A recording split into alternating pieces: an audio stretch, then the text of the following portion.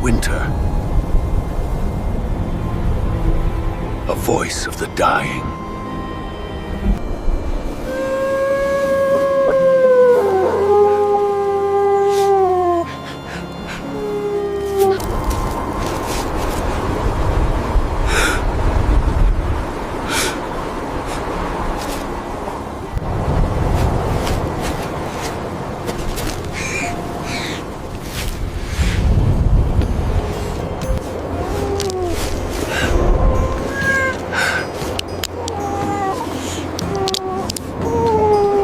In the heart of the cold, I carry the fire.